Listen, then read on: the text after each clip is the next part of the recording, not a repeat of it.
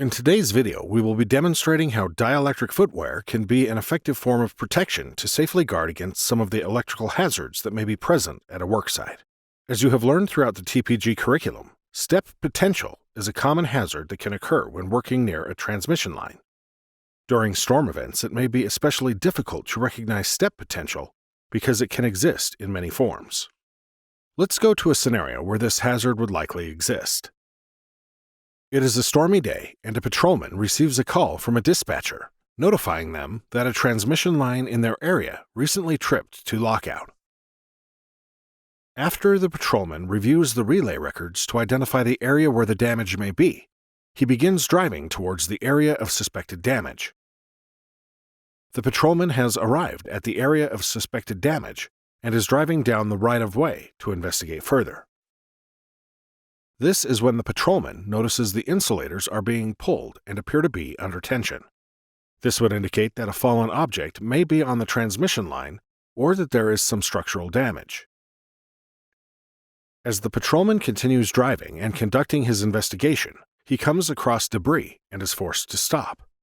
2 frames from where the patrolman was forced to stop, he spots a tree laying across the line of a wooden H-frame with a broken wooden crossarm. The conductor is drooping about 8 feet off the ground, and due to the strain of the tree, the crossarm on the structure is broken and the drooping conductor is making contact with the structure itself. The patrolman would like to further inspect the damage, so he parks his truck and gets out. Let's describe the hazards that would be present near this damage should the patrolman continue to walk closer. The first hazard is step potential. Let's assume that the line becomes re-energized and the potential at the structure or tree base is 20 kV. The tree and the pole act as a current injection point into the earth. As you can see, electricity spreads like ripples or rings over the ground that decreases in voltage as you move away from the injection point. Let's assume that each voltage ring represents a 2 kV voltage drop. Once the patrolman is within 20 feet of the structure or tree, he has entered an area of increased risk for hazardous step voltage because his feet could become the bridge between 2 different high-voltage rings. For this example, the patrolman's feet are in between the 18 and 16 kV voltage rings. This creates a potential difference of 2 kV between the patrolman's legs, causing a dangerous amount of current to flow through his body from higher potential soil to lower potential soil. Assuming a resistance of 1,000 ohms, there would be 2,000 milliamps or 2 amps of current passing through the patrolman's legs, representing a very dangerous amount of current in the body.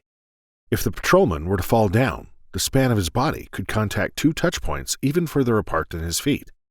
This may result in another voltage ring, causing more current to pass through his body.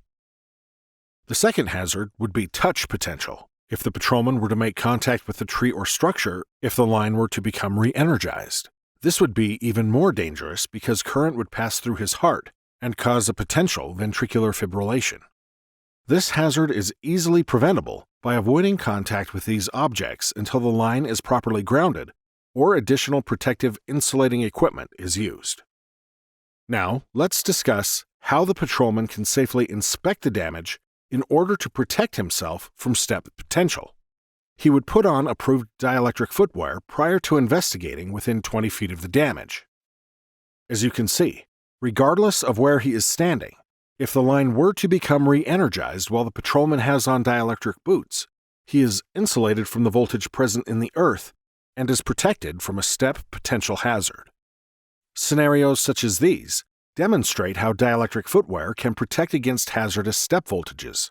Our safety handbook outlines specific work rules which require the use of dielectric footwear.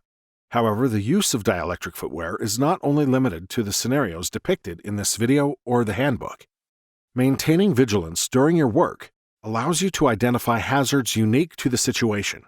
If you suspect an unsafe working environment, such as limited visibility during the night, or a compromised ground grid at an energized station because of theft, you should wear dielectric footwear as an added protection.